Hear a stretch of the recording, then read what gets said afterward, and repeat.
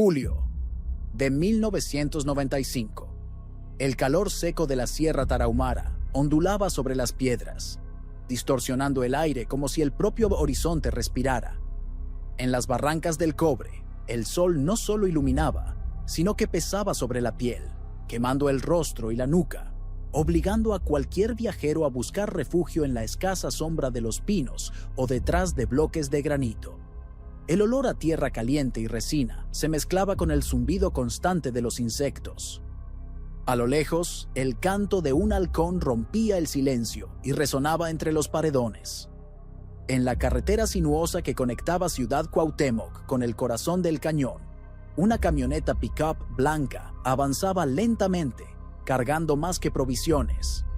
Llevaba la expectativa de un momento que nunca más se repetiría. Al volante, Javier Ortega, de 32 años, profesor de geografía, mantenía los ojos fijos en el camino angosto. Conocía los mapas como pocos, pero en la vida real, la topografía imponía otra lógica. No bastaba con trazar una línea, había que medir el cuerpo contra la distancia y el calor. A su lado, María López, de 29 años, acariciaba su vientre redondeado de 7 meses de embarazo. La tela marrón de su vestido, suelta y ligera, se movía con la brisa que entraba por la ventana abierta. Ella sonreía al ver a su esposo animado, aunque sabía que no tenía la misma resistencia para caminatas largas.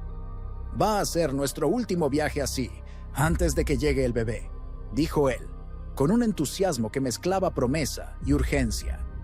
«Mientras no me hagas caminar demasiado, está bien», respondió María, ajustando su sombrero de paja para protegerse del sol que ya se inclinaba. El plan era sencillo, al menos en papel: conducir hasta un punto alejado de las rutas turísticas, armar la tienda de campaña verde claro en un mirador natural y pasar 3 días entre cielo y piedra, lejos del ruido de la ciudad. Javier quería mostrarle a María un paisaje que, según él, no se veía ni en los mejores libros de geografía. Un ángulo donde las barrancas se abrían como páginas de un atlas vivo. Llegaron al destino al final de la tarde. El sol doraba las paredes del cañón y proyectaba sombras largas sobre el valle. Montar la tienda tomó poco tiempo. Javier ya había ensayado el procedimiento en el patio de su casa. Escogieron un espacio plano, parcialmente protegido por rocas grandes y con vista directa al vacío monumental del cañón. Ahí, el viento traía el olor a pino y polvo, y el silencio era tan profundo que cada crujido de piedra bajo las botas sonaba como un disparo. Después de organizar las provisiones, 3 cajas con comida sencilla, una estufa portátil, botellas de agua y la cámara fotográfica, se sentaron a la entrada de la tienda. María se recostó en el hombro de su esposo, sintiendo el calor que él aún guardaba del esfuerzo del viaje. Javier ajustó un trípode improvisado, apuntó la cámara y con el temporizador capturó ese momento. Una pareja sonriente, ella con la mano sobre el vientre, él con sombrero de vaquero y camisa a cuadros, y detrás de ellos el cañón bañado por una luz casi mágica. Sería la última foto conocida de los dos. Esa noche, el cielo parecía un tapiz infinito de estrellas. El aire se enfrió rápidamente, y el sonido del viento entre los árboles se mezcló con el eco lejano del agua, corriendo en algún punto invisible. Javier señalaba constelaciones a María, quien intentaba seguirlo a pesar del cansancio. El bebé se movía de vez en cuando, como si reaccionara al frío o a las voces bajas de sus padres. El sábado amaneció con un calor precoz. Javier propuso explorar un tramo del cañón. «Solo para ver de cerca esa curva del río que vi en el mapa», dijo. María dudó. Sentía los pies hinchados y el cuerpo más pesado, pero terminó cediendo ante la insistencia de su esposo. Llevaron solo una botella de agua, la cámara colgada al cuello de Javier y un pedazo de tela para improvisar sombra. La tienda quedó armada, con parte de la comida y ropa adentro. Bajaron por un sendero usado por los rarámuris locales, angosto e irregular. Un grupo de 3 indígenas, cargando canastas, se cruzó con ellos. Uno de ellos saludó con la cabeza, observando con curiosidad a la pareja que caminaba sin guía. No era común ver turistas en esos puntos alejados. La última imagen confirmada de ellos con vida sería esa: 2 forasteros avanzando hacia el interior del cañón, a pleno mediodía. Horas después, el sol se volvió más implacable. El agua se acabó rápido y, en el registro de las autoridades, el tiempo se congeló, porque la próxima vez que alguien hablaría de Javier y María, ya no sería sobre una caminata, sino sobre una desaparición. El domingo pasó sin noticias, pero eso no alarmó a nadie. Javier y María solían apagar el teléfono cuando viajaban para aprovechar el silencio. Sin embargo, cuando llegó el lunes y aún no habían regresado a Ciudad Cuauhtémoc, la preocupación comenzó a crecer. La madre de María, que conocía bien el temperamento de su hija, llamó a su casa por la mañana. Nadie contestó. Por la tarde, ya inquieta, pidió al hermano mayor de Javier que fuera al punto de partida del viaje. La carretera hasta el inicio del sendero, cerca de un mirador turístico secundario, estaba desierta. El viento arrastraba hojas secas y levantaba pequeñas nubes de polvo que chocaban contra el parabrisas. Al llegar, el hermano vio de inmediato la camioneta blanca estacionada en el mismo lugar donde Javier había dicho que la dejaría. El sol castigaba la carrocería y el interior parecía un horno. Adentro estaban las mochilas, parte de la comida, ropa doblada y un termo aún lleno. Lo que no estaba ahí era la tienda verde. Si llegaste hasta aquí, es porque también sientes el peso de estos silencios. Suscríbete al canal para no perderte otras historias como esta, casos reales que fueron olvidados por años, pero que aún merecen ser escuchados.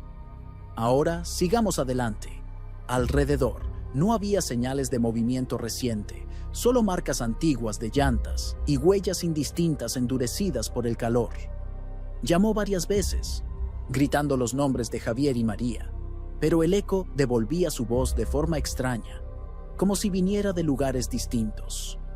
La noticia llegó rápido a las autoridades locales, que activaron a la policía municipal y a algunos guías rarámuris experimentados. El plan de búsqueda se trazó esa misma noche. Comenzar por el punto donde fueron vistos por última vez, el sábado por la tarde, y seguir los caminos más probables que podrían haber tomado. A la mañana siguiente, el grupo partió temprano. El aire estaba cargado del olor a pino y tierra calentada, y el sol ya subía firme en el horizonte. Al frente caminaba un guía de mediana edad, Sandoval, que conocía atajos y desniveles peligrosos.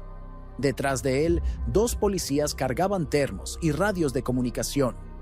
Siguiéndolos, el hermano de Javier observaba cada detalle, intentando encontrar algún rastro familiar.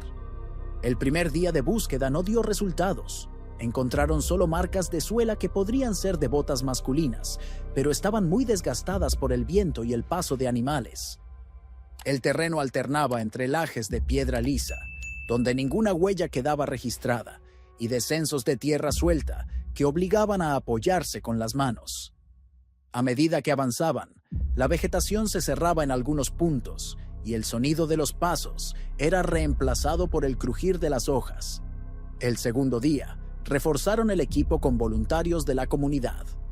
Llevaron perros rastreadores, pero el olor se perdía rápidamente. La combinación de calor intenso y corrientes de viento dispersaba los olores de forma impredecible. Por la noche, montaban un campamento improvisado y discutían las posibilidades. Javier y María podrían haberse perdido al intentar encontrar un atajo, o tal vez un accidente les impidió regresar. El tercer día, un helicóptero del gobierno estatal sobrevoló la zona. Desde el aire, las barrancas parecían un laberinto sin salida, paredes de piedra que descendían abruptamente, grietas angostas donde la sombra nunca desaparecía, y pequeñas clareiras escondidas por la vegetación. Ningún color vivo contrastaba con el marrón y gris de las rocas. Ninguna señal de tienda, ropa o movimientos humanos. El tiempo corría en su contra. Cada día aumentaba la distancia temporal entre la desaparición y las búsquedas, reduciendo las posibilidades de supervivencia, aún más para María, en su estado avanzado de embarazo. Las autoridades comenzaron a trabajar con hipótesis sombrías, aunque evitaban comentarlas con la familia. Al final de la primera semana, decidieron ampliar el radio de búsqueda para incluir barrancos y senderos raramente usados. Esto significaba caminar horas extras, cargando agua y provisiones pesadas. Los guías sabían que, cuanto más se alejaran, más difícil sería regresar el mismo día.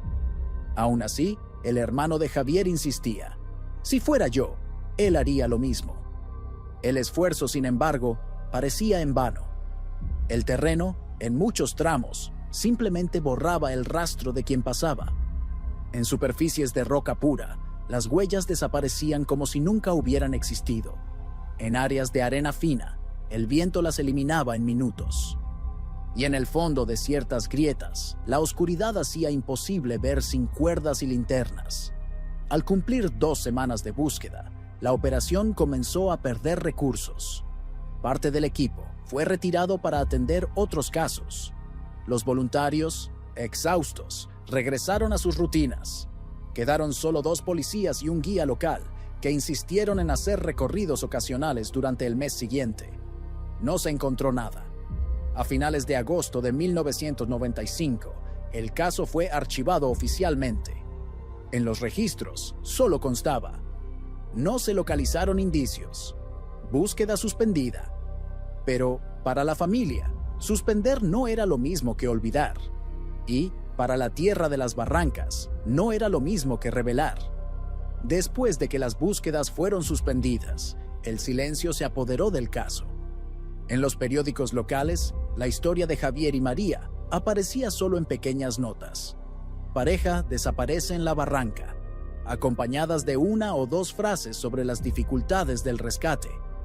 En la radio, la noticia perdió espacio rápidamente ante otros sucesos más inmediatos: un accidente de autobús, un incendio en un mercado.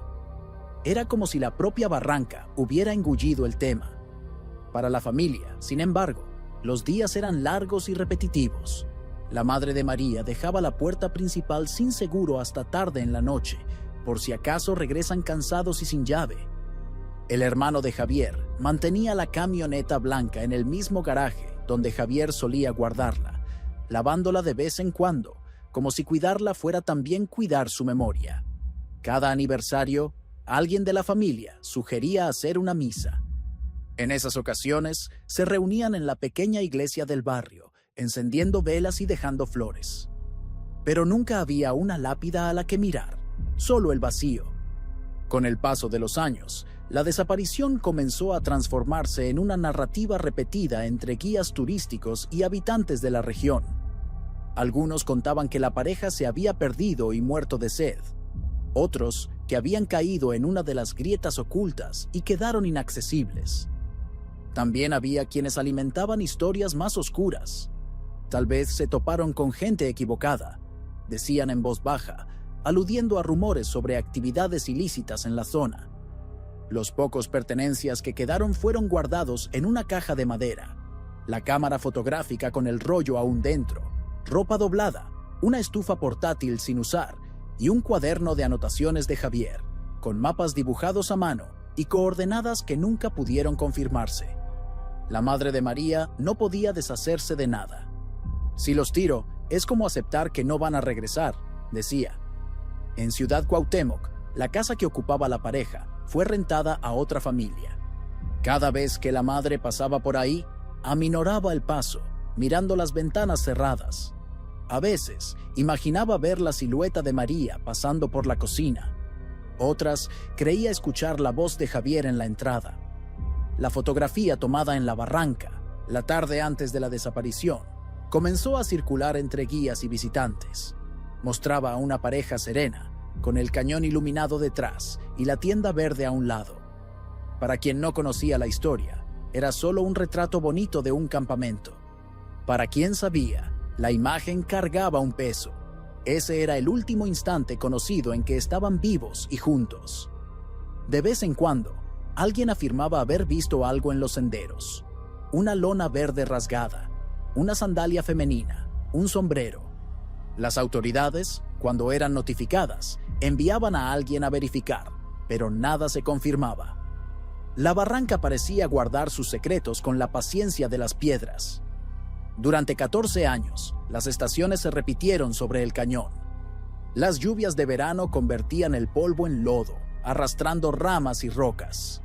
Los vientos secos del invierno limpiaban los caminos, dejando la vegetación escasa y endurecida.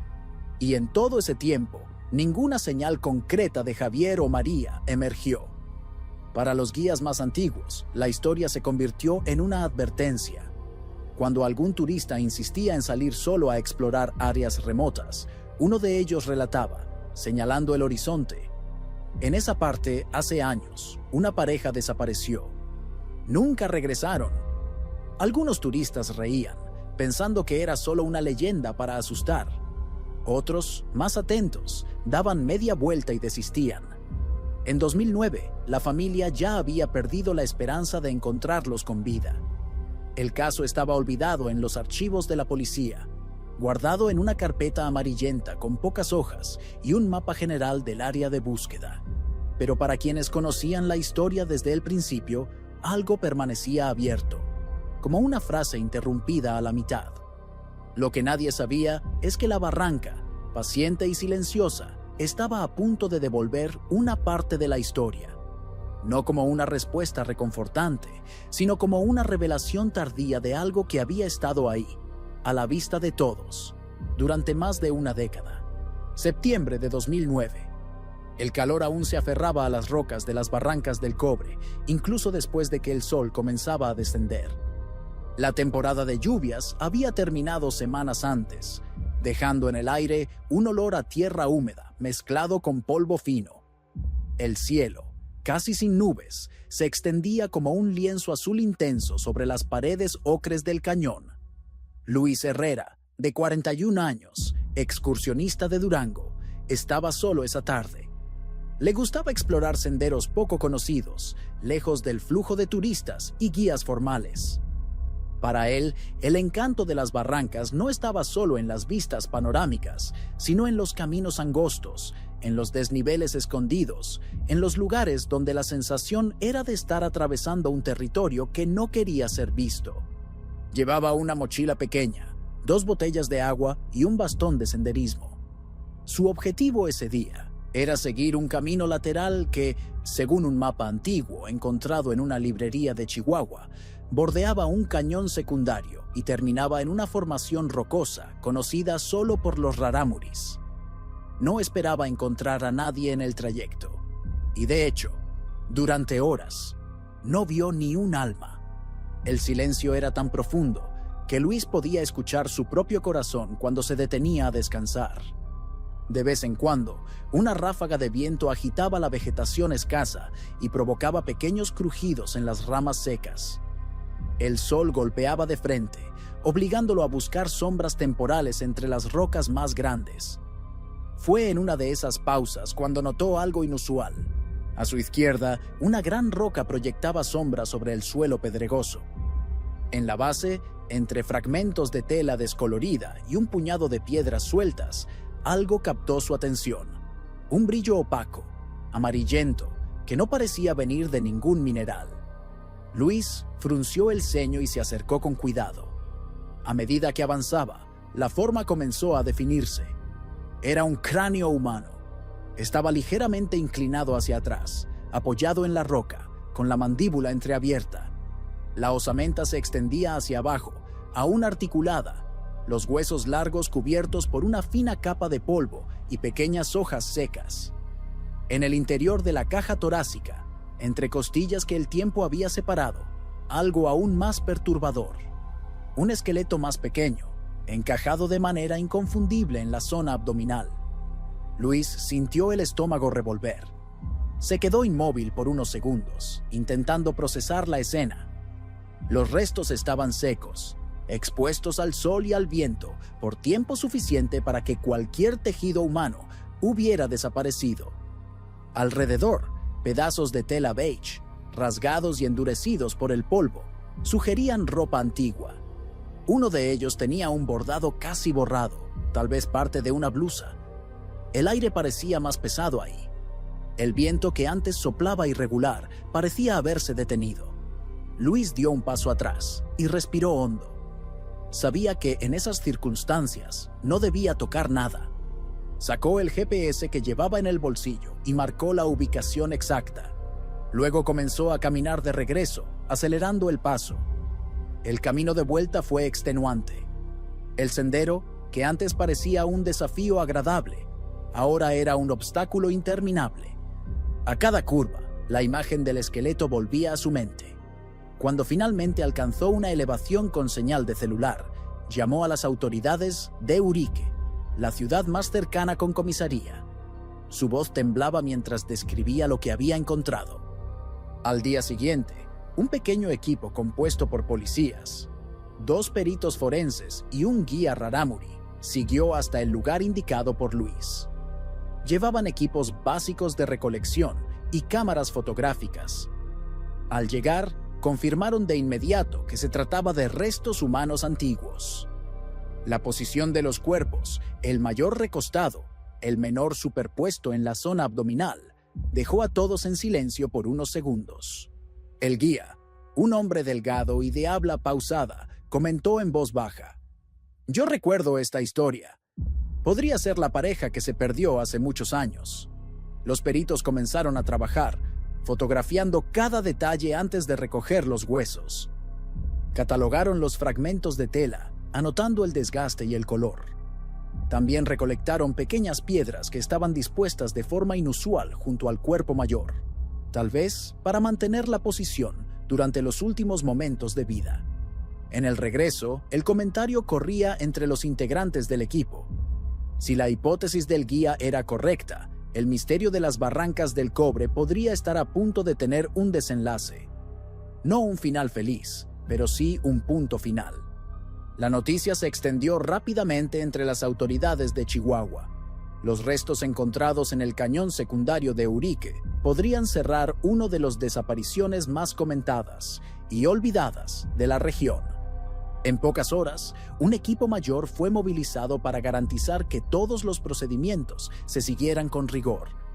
A la mañana siguiente, 2 vehículos oficiales dejaron la base policial llevando a peritos criminales, un antropólogo forense, 2 agentes del Ministerio Público y un médico legista. La carretera hasta el punto donde comenzaba el sendero era lenta, llena de curvas y flanqueada por desfiladeros vertiginosos. Al llegar, fueron recibidos por Luis Herrera, el excursionista que había hecho el descubrimiento. Repitió el relato, describiendo el calor sofocante, la sombra de la roca y el impacto de ver el cráneo. La caminata de regreso al lugar se hizo en silencio. El grupo avanzaba con cuidado, observando el terreno, anotando posibles accesos y obstáculos. Cuando llegaron, el escenario era casi idéntico al descrito por Luis. La gran roca proyectando sombra parcial, la osamenta mayor recostada y el esqueleto menor en la zona abdominal. La diferencia era que, esa mañana, un viento suave pasaba por el cañón, levantando polvo fino que se depositaba lentamente sobre los huesos. El primer paso fue fotografiar. El antropólogo se agachó, midiendo ángulos, mientras el perito principal anotaba la posición de cada hueso visible. Los tejidos remanentes fueron recogidos con pinzas y colocados en bolsas plásticas numeradas. La tela beige, con un bordado casi imperceptible, llamó la atención. Parecía de confección manual, posiblemente una blusa femenina de los años 90. Otro fragmento, de color más oscuro, correspondía al tejido de un pantalón masculino. El médico legista hizo una evaluación preliminar en el lugar. No había señales evidentes de trauma violento en los huesos, sin fracturas compatibles con caídas de gran altura o impactos de armas. El desgaste óseo y la posición sugerían que la muerte podría haber sido causada por causas naturales agravadas por el entorno: insolación, deshidratación y agotamiento extremo. El hecho de estar en un punto tan alejado y sin fuentes de agua reforzaba esa hipótesis. Junto a los cuerpos, encontraron una piedra plana con rasguños superficiales. No eran letras ni dibujos definidos, sino líneas que parecían hechas con la punta de un cuchillo o una piedra más dura. El perito comentó que podría haber sido un intento de marcación o conteo de días, pero sin un patrón claro era imposible afirmarlo. Los huesos fueron cuidadosamente embalados y transportados al laboratorio forense en la capital de Chihuahua. Ahí comenzaron los exámenes más detallados. Compararon registros dentales con fichas antiguas de personas desaparecidas en la región. En el archivo estaba el caso de Javier Ortega y María López, desaparecidos en julio de 1995. Las radiografías dentales coincidían perfectamente. El examen de ADN, solicitado como confirmación final, utilizó muestras de familiares cercanos, el hermano de Javier y la madre de María. El resultado, recibido días después, no dejó dudas. Los restos pertenecían a la pareja desaparecida. El esqueleto menor, encajado en la región abdominal de María, fue identificado como un feto de aproximadamente 7 meses, compatible con el embarazo avanzado mencionado en la ficha de desaparición. La reconstrucción de la trayectoria se hizo con base en la posición del hallazgo y los relatos de la época. Se calculó que, desde el punto donde habían montado el campamento hasta el lugar donde fueron encontrados, había unos 6 kilómetros en línea recta. Pero, en terreno accidentado, eso representaba horas de caminata bajo un calor extremo. Sin agua suficiente y con una mujer embarazada debilitada, la probabilidad de desorientación y colapso era altísima. El informe oficial indicó: causa probable de la muerte, deshidratación y agotamiento extremo. Circunstancia: desplazamiento a pie en terreno de difícil acceso, sin provisiones adecuadas. Señales de violencia: inexistentes. Cuando el documento fue entregado a la familia, hubo un silencio prolongado. El hermano de Javier sostenía el papel con fuerza, como si no quisiera que el viento se lo llevara. La madre de María mantuvo los ojos fijos en la última línea, que confirmaba lo que ella ya temía desde hacía años, pero nunca quiso aceptar. El caso fue cerrado oficialmente. Sin embargo, para quienes vivieron 14 años entre dudas y esperanzas, el fin del proceso no significaba el fin de la historia. El retorno de los restos de Javier y María a Ciudad Cuauhtémoc fue silencioso. Ningún cortejo oficial, ninguna presencia de autoridades más allá de las necesarias para la entrega formal. Solo 2 ataúdes simples, de madera clara, cubiertos por flores compradas a última hora en el mercado municipal. La ceremonia se realizó en la iglesia del barrio, donde años antes la familia había encendido velas en fechas que marcaban la desaparición. Ese día, las velas ardían con otra intensidad. Ya no se trataba de pedir por un regreso, sino de despedirse definitivamente. La madre de María, sentada en la primera fila, sostenía entre las manos la fotografía de la pareja frente a la tienda verde, la última imagen que el mundo tenía de ellos sonriendo antes de entrar al cañón. El hermano de Javier permaneció de pie casi todo el tiempo, como si sentarse fuera a dar una señal de rendición. Tras la misa, el cortejo siguió al pequeño cementerio local. El sol de septiembre quemaba sin piedad y el polvo se levantaba bajo los pasos de los presentes. Junto a las tumbas recién abiertas, una brisa pasajera agitó las ramas secas de un arbusto, produciendo un sonido bajo, casi como un murmullo. Algunos lo interpretaron como coincidencia, otros como despedida. El entierro no terminó con la presencia de ellos en la vida de la comunidad. Por el contrario, reavivó la historia. En los días siguientes, los periódicos regionales retomaron el caso, publicando artículos que recordaban la desaparición y el reciente hallazgo. Algunos programas de radio invitaron a guías locales para comentar las dificultades de navegación en las barrancas del Cobre. Se repetía el mismo consejo: nunca entrar sin guía, nunca subestimar la distancia hasta el próximo punto de agua. Entre las pertenencias devueltas a la familia estaban la cámara fotográfica y el cuaderno de anotaciones de Javier. El rollo, preservado dentro de la cámara durante 14 años, aún podía ser revelado. Las imágenes mostraban detalles del campamento, la tienda armada, una pequeña estufa portátil sobre una piedra, María sentada con las piernas cruzadas y la mirada hacia el horizonte. También había una última foto, borrosa, que mostraba parte de un sendero angosto flanqueado por rocas. No había personas en ella, solo el trazado irregular del camino desapareciendo detrás de una curva. El cuaderno de Javier traía garabatos de mapas, altitudes estimadas y notas sobre plantas y formaciones rocosas. En una de las últimas páginas había una anotación breve: mañana ir hacia la curva del río. No había nada más después de eso. El descubrimiento también dejó un efecto psicológico en los guías y habitantes. Muchos sintieron un malestar persistente al recordar que, durante más de una década, la pareja estuvo ahí, relativamente cerca, sin que nadie lo hubiera notado. La idea de que las barrancas pueden esconder historias así pasó a formar parte de la narrativa local, reforzando su carácter tanto majestuoso como implacable. Algunos guías ahora evitaban pasar por el tramo donde se encontraron los cuerpos.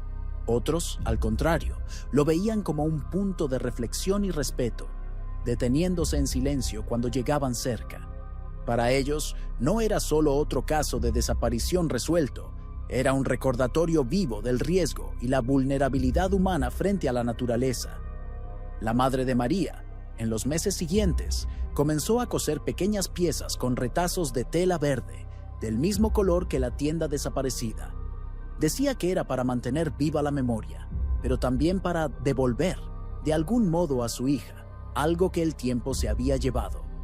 El hermano de Javier, por su parte, decidió conservar la camioneta blanca, incluso sin usarla. La mantenía estacionada, lavándola y encendiendo el motor de vez en cuando. «Es lo que me queda de él», explicaba a quien preguntaba. Con el paso de las semanas, el revuelo de la prensa disminuyó. La historia volvió a ser parte de la memoria local, contada una vez más por guías y habitantes. Pero ahora, a diferencia del pasado, tenía un punto final conocido. Las rocas del cañón, sin embargo, seguían guardando mucho más de lo que habían revelado. Porque en las barrancas del cobre, cada silencio parece esconder otra historia, y no todas están dispuestas a ser encontradas. El verano siguiente al entierro de Javier y María trajo de vuelta el calor seco que parecía pegarse a las rocas y los cuerpos. Las barrancas del cobre, con sus contrastes de luz y sombra, volvieron a recibir turistas y caminantes, algunos curiosos por conocer el lugar donde la historia de la pareja había llegado a su fin. Para los guías locales, cada visita a esa región cargaba un peso extra, como si estuvieran conduciendo a las personas por un espacio sagrado, donde el silencio debía ser respetado. A principios de julio de 2010, un grupo de 5 visitantes llegó a Urique desde Guadalajara. Entre ellos estaba un joven reportero, Esteban Morales, que había leído sobre el caso y quería escribir una crónica para una revista de viajes. Llevaba una cámara moderna y hacía preguntas detalladas sobre la ubicación exacta del hallazgo, las condiciones del terreno y hasta sobre la posición de los cuerpos. Los guías respondían con cautela, evitando convertir la tragedia en espectáculo. Esteban insistió en que quería ver el lugar. El guía asignado al grupo, Rubén Salgado, aceptó, pero dejó claro: no era un punto turístico oficial y la caminata hasta ahí requería preparación. Salieron temprano, llevando agua, sombreros y comida ligera. El camino, aunque conocido por Rubén, seguía siendo traicionero. Subidas empinadas, tramos de roca lisa y descensos angostos que obligaban a caminar de lado. Al llegar a la gran roca, Rubén se detuvo a unos metros. Explicó que ese era el lugar donde un año antes habían encontrado a Javier y María. Ya no había ningún vestigio visible. El suelo había sido limpiado por el viento y las lluvias, y la vegetación rastrera comenzaba a crecer nuevamente.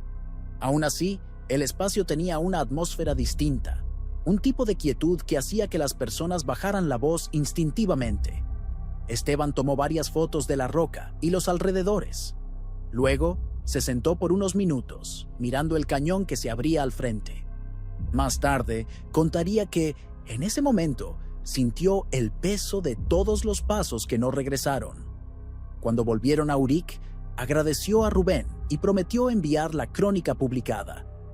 Meses después, la revista publicó su artículo, con fotos amplias del paisaje y un texto que mezclaba relato de viaje con reflexión sobre las historias no contadas de la sierra. En la comunidad, sin embargo, no todos vieron con buenos ojos esa exposición. Algunos habitantes temían que convertir el lugar en punto de interés atrajera a aventureros despreparados, repitiendo errores del pasado. Otros creían que era importante mantener viva la memoria para que nadie olvidara lo sucedido. Mientras tanto, la familia de Javier y María continuaba su duelo silencioso. La madre de María comenzó a visitar el cementerio cada semana, llevando pequeñas flores blancas que plantaba junto a la lápida. El hermano de Javier, que antes evitaba hablar del caso, empezó a responder cuando le preguntaban, no para revivir el dolor, sino para aclarar que no hubo misterio sobrenatural, solo la dura realidad de la naturaleza y la imprudencia. A finales de 2010, un nuevo rumor comenzó a circular entre algunos guías. Una pareja de turistas extranjeros se había perdido por 2 días en la región de Batopilas, a varias horas de ahí. Fueron encontrados con vida, deshidratados y desorientados, pero la similitud con la historia de Javier y María fue inevitable. La prensa local volvió a citar el caso de 1995 como ejemplo de los riesgos. Rubén, el guía, fue claro al hablar con reporteros. Las barrancas no perdonan. Puedes entrar pensando que es una caminata más, y en cuestión de horas te das cuenta de que no hay salida fácil. La historia de Javier y María no es única, pero sí es una de las que más nos enseñó. El lugar donde fueron encontrados nunca recibió señalización oficial. Siguió siendo un punto conocido solo por guías y habitantes, y aún entre ellos había quienes preferían no pasar por ahí. Para algunos era un recordatorio de respeto, para otros una herida que, aunque cerrada, aún dolía. Y así, año tras año, la historia se mantuvo viva, no solo en los registros policiales o en las páginas de los periódicos, sino en la memoria de aquellos que caminan por la sierra con los ojos atentos y el paso cuidadoso, conscientes de que, ahí, cualquier descuido puede transformarse en un silencio eterno. El invierno de 2011 trajo días más cortos y un frío seco a la Sierra Tarahumara. Los colores del cañón cambiaron. El verde de las laderas se reducía, reemplazado por tonos marrones y grises. La temporada de turistas disminuía, pero no cesaba. Siempre había quienes querían conocer las barrancas del Cobre bajo el aire cristalino del invierno, cuando la visibilidad parecía infinita.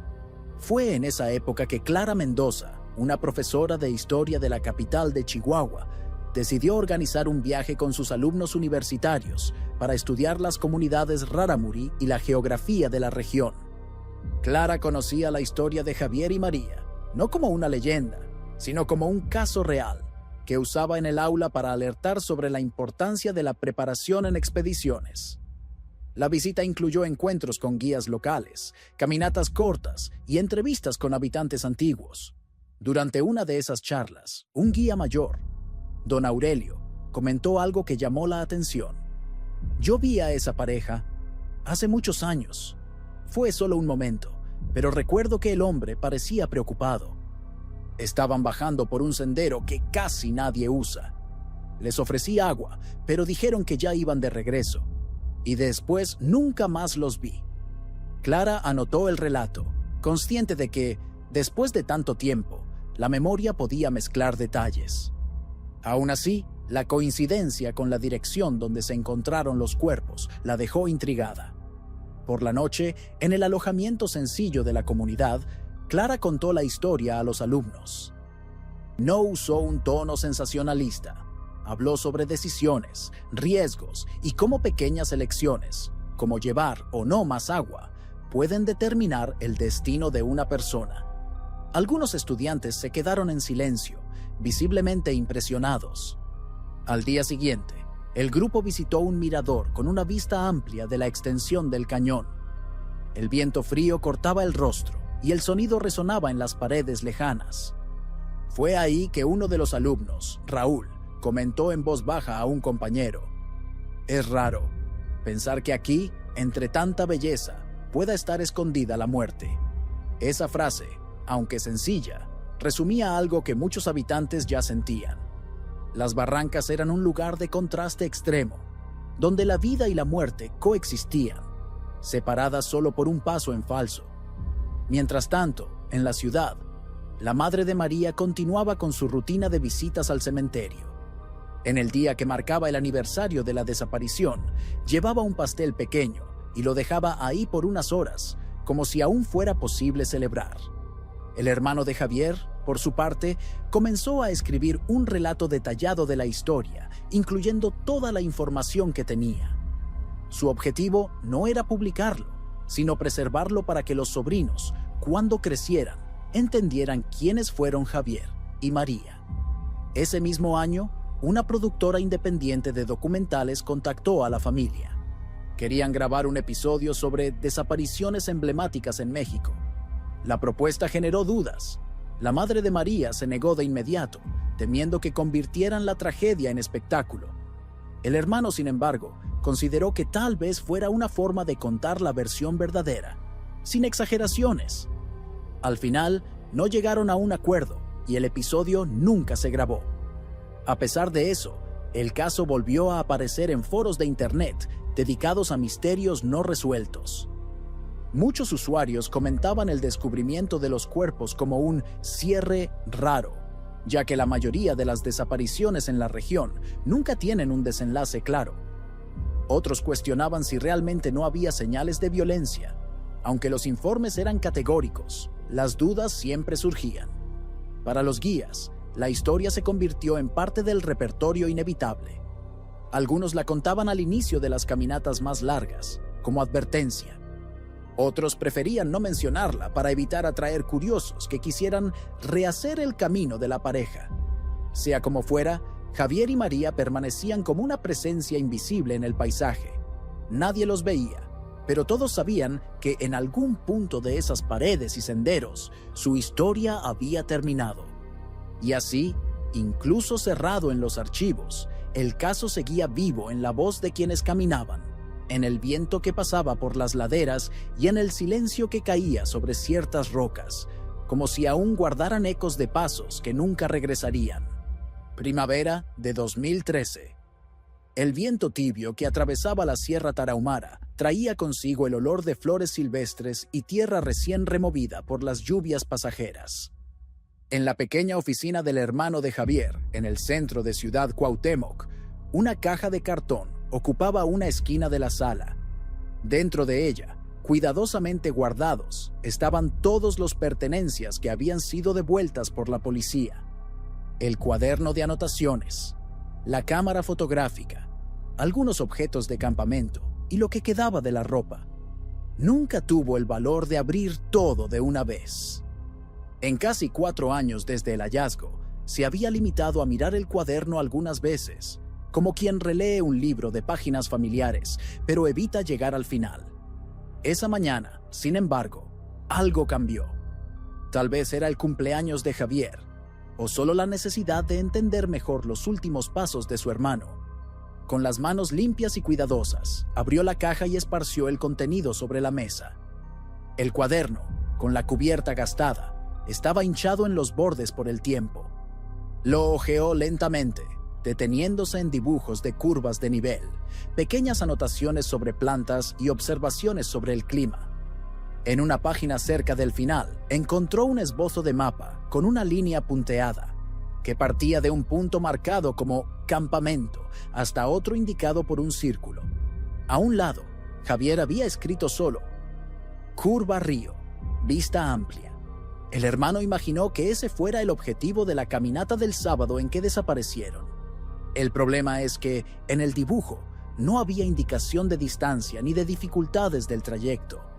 Para quien conocía poco la región, eso podría significar unas pocas horas de caminata, cuando en realidad podía requerir un día entero y una preparación física que María, embarazada de 7 meses, difícilmente tendría. Movido por la curiosidad y tal vez por un impulso de cerrar la historia de una vez, el hermano buscó a Rubén Salgado, el guía que había acompañado a periodistas y curiosos hasta el lugar del hallazgo. Le mostró el mapa. Rubén estudió el dibujo con atención y confirmó. La línea indicaba un camino poco usado, con tramos de roca expuesta y descensos largos que dificultaban el regreso.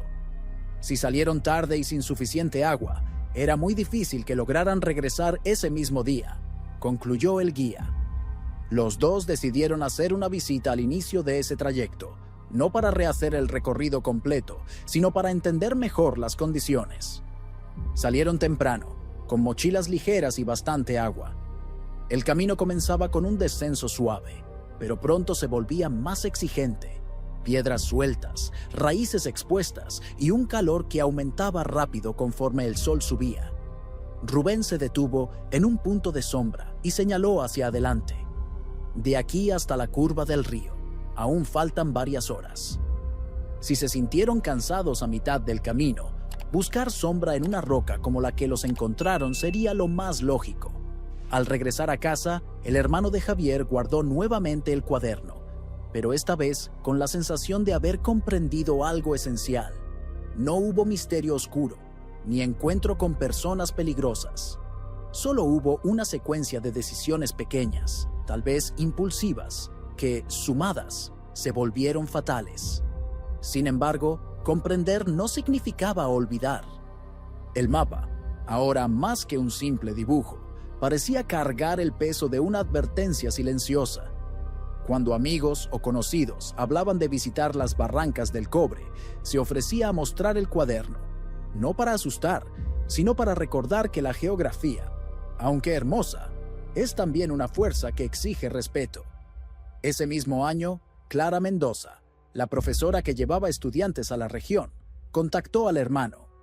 Quería incluir en su curso una conferencia sobre el caso, basada en el relato directo de la familia. El día señalado, él llevó el cuaderno y la cámara. Mostró las fotos, contó sobre la última vez que habló con Javier y sobre el día en que recibió la noticia del hallazgo. La sala quedó en silencio. Algunos alumnos tomaban notas, otros solo miraban al vacío, como si se imaginaran en ese paisaje implacable. Al final Clara agradeció y dijo: «No todas las lecciones se aprenden en los libros. Algunas están escritas en los pasos de quienes no regresaron». Y así, el mapa de Javier dejó de ser solo un dibujo antiguo. Se convirtió en parte de una memoria colectiva. Una línea fina en el papel que, en el fondo, contaba una historia tan profunda como las propias barrancas. A principios de 2015, las barrancas del Cobre recibieron un flujo inusual de visitantes. Una nota internacional había listado la región como uno de los 10 lugares más desafiantes para caminatas en el mundo. Las fotos aéreas mostraban la grandiosidad del cañón, pero no mencionaban, en ningún momento, los casos de desaparición que los habitantes conocían de memoria. Entre los que llegaron estaba Miguel Ortega, primo de Javier, que vivía en Sonora y no visitaba Chihuahua desde hacía más de 20 años. Supo de la historia detallada de la desaparición solo después del hallazgo de los cuerpos, pero nunca había estado en la región. Decidió que era hora de conocer el lugar donde su primo había vivido sus últimos días. Miguel contactó a Rubén Salgado para organizar una caminata hasta un punto de observación cercano al lugar del hallazgo. Pidió que no fuera exactamente el mismo, pero que permitiera sentir la dimensión y el aislamiento de esa parte de las barrancas. «Quiero verlo con mis propios ojos, no para buscar respuestas, sino para entender», explicó. Salieron temprano, en una mañana de cielo despejado y temperatura suave. La luz filtrada por las laderas pintaba las rocas de tonos anaranjados. Miguel llevaba solo una mochila pequeña, sombrero y agua. En cada curva, Rubén señalaba detalles: tipos de suelo, marcas de erosión, caminos usados por animales. Explicaba cómo la geografía podía engañar.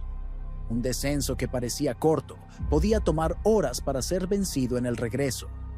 Cuando llegaron al mirador natural, Miguel se quedó en silencio. El cañón se abría al frente como una herida gigantesca en la tierra, profunda e irregular. El viento subía desde las profundidades, trayendo un olor lejano a vegetación seca. «Ahora entiendo. Aquí uno se siente pequeño», murmuró. Se sentaron a la sombra de una roca grande, y Rubén contó más sobre el día del hallazgo. Describió la caminata, el calor y cómo el viento parecía detenerse cuando llegaron a la roca donde estaban Javier y María. Miguel escuchó con atención, pero no hizo preguntas. Al final, dijo solo: mi primo siempre decía que la naturaleza es neutral, que no tiene intención de salvarte ni de dañarte. Ahora veo que tenía razón. De regreso a Ciudad Cuauhtémoc, Miguel visitó a la madre de María. Llevó flores y pasó la tarde escuchando historias sobre la juventud de la pareja. Descubrió que Javier, incluso antes de ser profesor, ya cargaba mapas y hacía anotaciones sobre lugares que quería conocer. María, por su parte, tenía el hábito de coser ropa ligera para viajes, adaptando bolsillos y costuras para que fueran más resistentes. Pequeños detalles que, de algún modo, anticipaban la idea de que, juntos, buscaban vivir experiencias fuera de la rutina. Mientras tanto, la ciudad se preparaba para las celebraciones locales de septiembre. En el mercado, entre puestos de frutas y especias, aún se oían conversaciones sobre la nota internacional. Algunos comerciantes veían en ella una oportunidad. Otros temían que aumentara el número de aventureros despreparados. Rubén, al ser entrevistado por una radio comunitaria, fue directo. La belleza de las barrancas viene con su riesgo. El que no esté dispuesto a respetar eso, mejor que no entre. La visita de Miguel terminó convirtiéndose en tema entre familiares y amigos. Muchos sintieron que, de alguna forma, él había traído de vuelta un poco de presencia para Javier, no en el sentido físico, sino como un recuerdo vivo. Antes de regresar a Sonora, Miguel pasó por el cementerio y dejó, sobre la lápida, un pequeño mapa doblado. No era un mapa de las barrancas, sino un dibujo infantil que Javier había hecho décadas antes, indicando el camino en bicicleta hasta la casa de un amigo. «Para que sigas viajando, primo», dijo antes de alejarse. Así, el ciclo de memorias se mantenía. Caminatas, relatos, visitas, gestos simbólicos. Las barrancas permanecían iguales, inmensas, silenciosas, impasibles, pero la historia de Javier y María seguía moviéndose entre aquellos que, por amor, respeto o curiosidad, se acercaban a sus bordes. Verano de 2017. La temporada turística estaba en su apogeo, con grupos llegados de varias partes de México y del extranjero para recorrer senderos y miradores de las barrancas del Cobre. En la pequeña comunidad cercana a Urique, un nuevo guía destacaba. Tomás Barrera, de 56 años, no formaba parte del circuito oficial, pero era conocido entre los habitantes por haber trabajado décadas como cargador y ayudante en expediciones a regiones remotas de la sierra. Tomás rara vez hablaba con los visitantes. Sin embargo, al encontrar a Rubén Salgado en una de las plazas, pidió conversar. Se sentaron a la sombra de un árbol y tras unos minutos de silencio, Tomás dijo: «Creo que yo vi a tu pareja perdida, pero en aquel tiempo nadie me creyó». El guía más joven, sorprendido, le pidió que explicara. Tomás contó que en julio de 1995 estaba transportando herramientas para una pequeña obra en una comunidad alejada. Seguía un camino lateral del cañón cuando, a la distancia, vio dos figuras caminando lentamente, una de ellas claramente cargando peso en la parte frontal del cuerpo. Supuso que era un niño o algo por el estilo, pero luego se dio cuenta de que era una mujer embarazada. Según Tomás, intentó acercarse, pero estaba en un nivel más alto del sendero y tendría que descender por un tramo difícil. Gritó algo como: «¿Necesitan agua?», pero el hombre solo saludó brevemente, como quien quiere evitar conversación. No parecían perdidos, pero sí cansados. En ese momento, Tomás no le dio importancia. Solo años después, al escuchar sobre la desaparición de Javier y María, conectó los puntos. Intentó avisar a la policía local, pero el caso ya estaba cerrado y nadie lo buscó para un testimonio formal. Rubén decidió llevar la historia al hermano de Javier. Se encontraron en un café sencillo en el centro de Ciudad Cuauhtémoc. El relato fue escuchado con atención, pero sin sorpresa. Para el hermano, cualquier información nueva, aunque tardía, ayudaba a llenar vacíos. Saber que alguien los vio, aunque fuera de lejos, me da algo de paz, dijo, removiendo lentamente el café. La historia de Tomás también reforzó una sospecha antigua, que Javier y María, al notar la dificultad del camino, hayan intentado seguir adelante buscando un punto de sombra más protegido, sin imaginar que se estaban alejando cada vez más de cualquier fuente de agua. Ese mismo año, la comunidad de Urique decidió crear un pequeño panel informativo sobre seguridad en los senderos. No mencionaba nombres ni casos específicos, pero el mensaje era claro: no subestimes el terreno, lleva suficiente agua, nunca camines solo. Rubén participó en la instalación y mientras fijaba los tornillos, pensó en cómo esa advertencia podría haber hecho la diferencia 22 años antes. Mientras tanto, la madre de María ya no visitaba el cementerio con la misma frecuencia. La edad y problemas de salud la obligaban a quedarse más en casa. Sin embargo, mantenía en la sala la fotografía de la pareja en el campamento, ahora enmarcada y protegida por vidrio. A veces, durante visitas, pedía a los nietos que miraran bien la imagen y recordaba: aquí hay una historia y un lugar que deben respetar. El hermano de Javier, por su parte, seguía guardando el cuaderno y la cámara. A veces recibía llamadas de estudiantes, periodistas o curiosos que querían detalles. Atendía solo a quienes mostraban interés genuino, rechazando invitaciones sensacionalistas. No voy a dejar que su historia se convierta en un espectáculo, decía. Y así, incluso más de 2 décadas después, surgían testimonios, recuerdos y gestos que mantenían viva la presencia de Javier y María. La barranca, por su parte, permanecía inmóvil, como si observara todo con la paciencia de las rocas, guardando secretos que tal vez nunca serían completamente revelados. Octubre de 2020. El mundo enfrentaba un periodo de incertidumbre, pero en las barrancas del Cobre las estaciones seguían su curso. El viento de otoño arrastraba hojas secas por las laderas y el sol, más bajo, proyectaba sombras largas que alargaban las distancias. Para quienes vivían ahí, el tiempo se marcaba menos por calendarios y más por cambios sutiles en el color de las rocas y el ritmo de las aguas en los ríos ocultos. El hermano de Javier, ahora con canas, decidió hacer una última visita al lugar del hallazgo. No quería compañía de guías ni periodistas. Quería caminar solo, aunque conocía los riesgos, llevando solo una mochila pequeña con agua, una fruta y un objeto: el cuaderno de Javier. Comenzó el sendero temprano, cuando la niebla aún se aferraba a las partes más bajas del cañón. El sonido de sus propios pasos parecía amplificado por la ausencia de viento.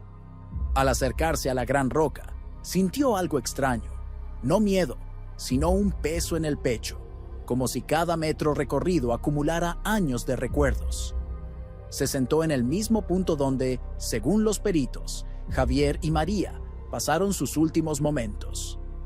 Abrió el cuaderno y hojeó las páginas, tocando con cuidado los dibujos y anotaciones. En la última hoja, el trazo incompleto del mapa parecía ahora más simbólico que nunca, un camino que no llegaba a su fin. «Hermano, al final sí encontraste la vista amplia que buscabas», murmuró, mirando al horizonte. Permaneció ahí por horas, escuchando solo el silencio cortado por el ocasional grito de un halcón.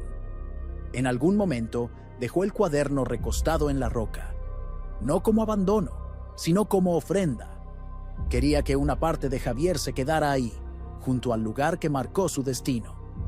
En el regreso, pasó por el cementerio. La madre de María ya no estaba viva, pero sobre la lápida había flores frescas, probablemente dejadas por alguien de la comunidad. La foto de la pareja, preservada y limpia, aún mostraba la misma sonrisa tranquila, ajena a lo que vendría después.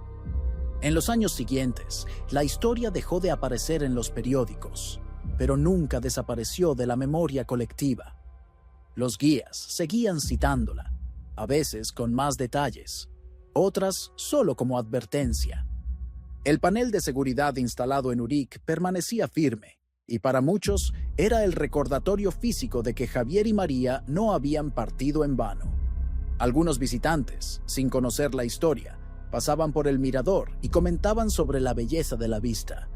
Otros, al escuchar el relato, se quedaban en silencio, mirando el cañón como si buscaran entender cómo un lugar tan vasto podía también ser tan íntimo en su manera de guardar secretos. El hermano de Javier envejeció, pero nunca dejó de contestar llamadas de jóvenes que pedían consejos antes de visitar la sierra. Siempre repetía la misma frase: respeta el camino, respeta el clima, respeta el tiempo. Y cuando colgaba, sentía que, de algún modo, seguía cuidando no solo la memoria de Javier y María, sino también las vidas que aún podrían salvarse por el simple acto de escuchar. La barranca, como siempre, permanecía igual, inmensa, silenciosa, paciente. Tal vez ahí residía el verdadero misterio, no en lo que esconde, sino en lo que decide devolver. Si llegaste hasta aquí, es porque también sientes el peso de estos silencios. Suscríbete al canal para no perderte otras historias como esta. Casos reales que fueron olvidados por años, pero que aún merecen ser escuchados.